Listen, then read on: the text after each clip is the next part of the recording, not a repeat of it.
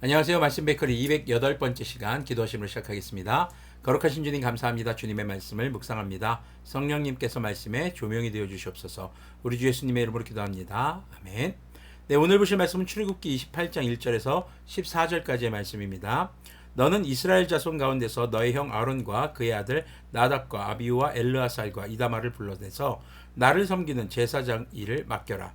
너는 너의 형 아론이 입을 영화롭고 아름답게 보이는 거룩한 예복을 만들어라. 자, 우리가 여기서 포커스를 맞춰야 되는 것은 영화롭고 아름답게 보이는 이것이 아니라 그 뒤에 있는 거룩한 예복입니다. 자, 무엇이 영화롭고 아름다운 것인가? 바로 거룩한 것입니다. 하나님 앞에서. 자, 3절 계속 보면요. 내가 슬기로운 생각으로 가득 채워준 모든 재주 있는 사람을 불러다가 나를 섬길 아론이 제사장이 되어서 입을 예복을 만들라고 하여라. 그들이 만들어야 할 예복은 이러하니 곧 가슴바지와 에봇과 겉옷과 줄무늬 속옷과 관과 띠이다. 이렇게 그들은 너의 형 아론과 그의 아들들에게 거룩한 예복을 만들어 주어서 나를 섬기는 제사장 일을 맡게 하여야 한다. 에봇을 만드는 이들은 금실과 청색실과 자주색실과 홍색실과 가늘게 꼰 모시실을 써서 에봇을 만들어야 한다.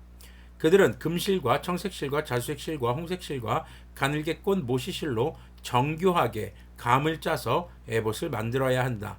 자, 금색실, 청색, 자주색, 홍색, 가늘게 꼰 모시, 흰색실이죠. 이렇게 총 5가지의 실을 가지고 먼저 감을 짠다라는 건 옷감을 만든다는 얘기인 겁니다. 자, 실을 가지고 이제 옷감을 만들어서 이 옷감으로 에봇, 일명 뭐 좀 긴 베스트 같은 느낌, 네, 이런 옷을 만드는 거죠. 그런데 정교하게 만들어야 한다라고 얘기합니다. 개혁개정이나 개혁한글은 공교하게라고 하는데요. 자, 이것은 첫 번째로는 이것을 만드는 것에 전문가들을 데려다 만들어라.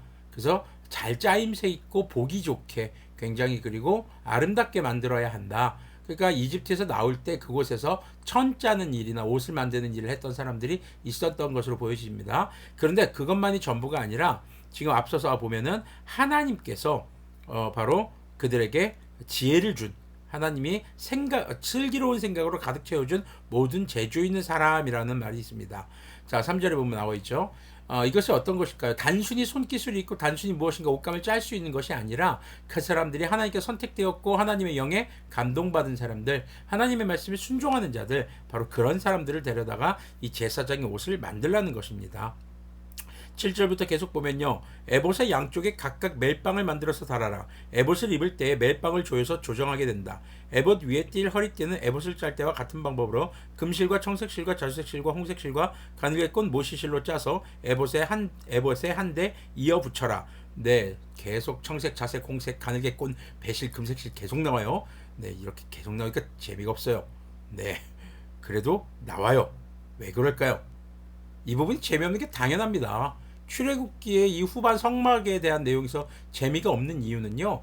설계도거든요. 여러분들 설계도를 보면서 재미있게 읽지는 않으시잖아요. 그렇죠? 건축물 설계도를 보면서 뭐 이렇게 재밌게 읽지는 않는다라는 거죠. 그런 이 여기에 나와 있는 내용들이 계속 요즘 묵상하는 게 이제 성막의 설계도 그 설계도를 지금 받는 장면이에요. 그러다 보니까 재미가 없습니다. 똑같은 얘기가 반복됩니다. 그림으로 그리지 않고 말로 설명하니까 엄청 똑같은 말이 반복돼요. 근데 그런 것 때문에 성경 읽는 것을 포기하지 않으시기를 바랍니다. 자, 계속 한번 보겠습니다. 자, 9절부터 볼게요. 너는 홍옥수 2개를 구해다가, 홍옥수라는 거는 홍마노라고도 합니다. 네, 홍옥수 2개를 구하다가 그 위에 이스라엘의 아들들의 이름을 새겨라. 이건 보석이에요, 지금. 태어난 순서를 따라서 한 보석에 6명의 이름을 새기고 또 다른 보석에 나머지 6명의 이름을 새겨라. 그러니까 이스라엘 12지파의 이름을 순서대로 새기라는 겁니다. 나이 순서대로. 그리고 11절을 보면요. 보석을 세공하는 사람이 인장반지를 새기듯이 두 보석 위에 이스라엘 아들들의 이름을 새겨라. 자, 인장반지를 새긴다는 것은요. 이 왕들이나 아니면 집권자, 세력을 가진 사람들이 자신의 명령인 것을 인정하기 위해서 한마디로 인감 반지, 인감 도장 같은 거예요. 그러니까 굉장히 정교하게 새겨야 하고요. 그 글씨들이 뚜렷이 보이게 새겨야 합니다. 그리고 그 보석들을 금태에 물려라. 그 두 보석은 이스라엘 지파들을 상징하는 기념보석이니 에봇의 양쪽 멜빵에 다뤄라. 자, 양쪽 어깨 견장 부분에 이제 두 보석이 자리하게 되는 겁니다. 아론이 이렇게 그들의 이름을 자기의 두 어깨에 짊어지고 다니면 내가 나의 백성을 늘 기억하겠다. 또 고리들을 금으로 만들어라. 노끈처럼 꼰 두 사슬도 순금으로 만들고 그 꼰 사슬을 금고리에 달아라.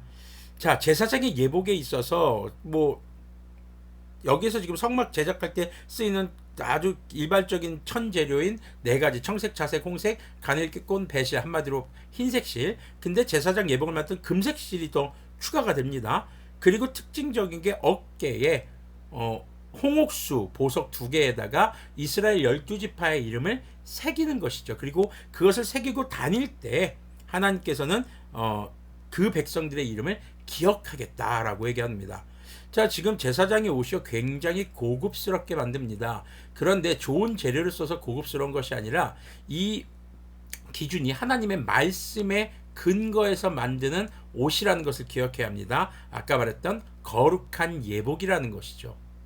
자, 그리고 이것을 제사장은 입고 다닐 때, 이 양쪽 어깨에 있는 홍옥수 2개에 새겨진 이스라엘 12지파 이름이 주님께서 늘 기억하겠다는 겁니다. 이것은 제사장들에게 어떤 특권이 주어진 것이 아니라 제사장의 임무가 그런 것입니다. 하나님 앞에 그 12지파를 이끌고 나가는 사람, 하나님과 이스라엘 12지파를 연결시켜주는 사람, 그게 바로 제사장들의 역할이었던 것이죠. 그리고 그들이 하나님 앞에서 죄사함 받을 수 있도록 하나님의 말씀을 따라 제사할 수 있도록 돕는 사람들, 그리고 하나님의 말씀을 가르치는 사람들, 그들이 바로 제사장들이었습니다. 아론의 후손들이었죠. 자, 그럼 오늘날에는 이런 옷을 우리가 그럼 목사들이 입고 다녀야 하는 걸까요? 아니면은 그리스도인들은 다 이런 옷을 입고 다녀야 될 걸까요? 아닙니다. 자, 이 모든 제사장을 한 번에 끝내신 분이 누구예요? 우리 주 예수님이라는 거죠. 우리 주 예수님께서 이스라엘 12지파만이 아니라 온 인류의 죄를 짊어지시고 십자가에 못 박혀 돌아가셨습니다. 그리고 그 예수님께서는 영원한 대제사장으로, 영원한 왕으로 부활하셔서 지금도 하나님 앞에서 우리의 이름을 주님의 생명책에 기록하고 계시다는 겁니다. 자, 그러면 우리가 이 땅에서 이 대제사장, 이제 제사장으로서의 직무를 또 이어받아야 하는 우리들입니다. 그리스도인들은 어떤 삶의 자세를 가져야 할 것인가? 자, 내 어깨에 너희들의 이름이 있어 제사장만 이러면서 뻐기면서 다녔을까요? 교만스럽게? 아니요. 이 백성들의 이름을 새기고 주님의 마음으로, 바로 그 백성들을 사랑하는 마음으로 하나님 앞에 그 제사를 섬겨야 했던 것입니다. 예수님 역시 마찬가지였습니다. 하나님께서 세상을 이처럼 사랑하사 독생자를 주셨으니, 하나님이 세상을 사랑하셨습니다. 예수님도 동일하게 사랑하셨습니다. 무엇을 주기까지요? 독생자 외아들을 주시기까지요. 자기의 생명을 주시기까지요. 바로 그 사랑으로 예복을 입으신 주님. 자, 이 예복 안에도 바로 하나님의 말씀에 순종하는 모습이 담겨 있습니다. 그냥 멋스럽게 만들면 될 텐데, 하나님의 말씀대로 만든다라는 것은요, 하나님의 말씀을 순종한다라는 것은요, 하나님을 사랑한다라는 것입니다. 그리고 하나님께서 이 옷을 만들 때 2개의 보석에 12지파를 새겨라. 그건 뭡니까? 하나님께서 이 12지파를 사랑하신다라는 것에 증거가 되는 것입니다. 그 중간 연결고리에 누가 서 있는 겁니까? 제사장입니다. 오늘날 그리스도인들이 바로 이런 존재들이라는 것입니다. 하나님의 말씀을 따라 살아가며 하나님을 사랑하는 존재, 그리고 하나님께서 이 땅의 사람들을 사랑하신다는 것을 우리의 삶에, 바로 예수님이 우리에게 행하셨던 그 일을, 그 놀라운 구원의 사건을 전하며 그들의 이름을 들고 주님 앞에 나아가야 하는 사람들, 그 사람들이 바로 그리스도인이라는 것입니다. 그래서 그리스도인의 삶에는 우리 주변의 사람들을 위해서 늘 기도하고 그들의 이름을 불러가며 그들이 주님과 관계를 회복하고 만날 수 있도록 그렇게 주님과 또 우리 주변 사람들의 연결고리가 되는 그런 우리들이 되어야 할 것입니다. 지금 이스라엘 백성들에게는요, 이스라엘 12지파가 전부니까 그 이름을 새기라고 한 겁니다. 제사장은 이스라엘 12지파와 하나님을 연결해주는 그런 역할이었으니까요. 우리가 온 인류를 대신해야 된다. 온 인류의 죄를 짊어지신 분은 예수님입니다. 그럼 우리는요, 내가 살아가고 있는 삶의 바운더리, 나의 가족과 나의 교회 성도들과 내 주변에 주님을 모르는 사람들, 그들의 이름을 불러가면서 늘 주님 앞에 기도하는 사람들. 그러나 그렇게 기도만 하는 것이 아니라 주님의 말씀대로 옷을 만들어 입었던 제사장처럼 주님의 말씀으로 살아가는, 말씀에 순종하며 살아가는 그 삶이 바로 그리스도인들이 입어야 할 예복인 것입니다. 그래서 오늘 말씀의 제목이 Robe of Love, of love. 사랑의 예복. 그것이 바로 그리스도인이 입어야 할 옷인 것을 기억하시기 바랍니다. 하나님을 사랑하고 이웃을 사랑하는, 그리고 자신을 사랑하는 그러한 삶의 모습이 하나님의 말씀에 순종하는 삶이고, 이웃을 위해 기도하는 삶이고, 이웃의 어려움을 외면하지 않는 삶입니다. 그러한 사랑의 예복의 삶을 입으시는, 그렇게 살아가시는 그런 우리들이 되기를 소망합니다. 기도하겠습니다. 거룩하신 주님 감사합니다. 주님, 정말 제사장의 옷을 보면서 하나님은 왜 이렇게 재미없는 말씀을 주셨을까라는 생각이 들 때도 있었습니다. 그러나 주님, 정말 그 예복에 담긴 의미를 새겨봅니다. 주님의 말씀에 순종함으로 주님을 사랑하는 것을 나타냈던 그 당시의 제사장들과 그 이스라엘 백성들, 또 그 두 개의 보석에 12지파를 새김으로써 그 12지파가 하나님께 복받기를 간절히 바랬던 제사장의 모습들, 정말 그 모든 모습들이 우리 주 예수님으로 귀결된 것을 바라봅니다.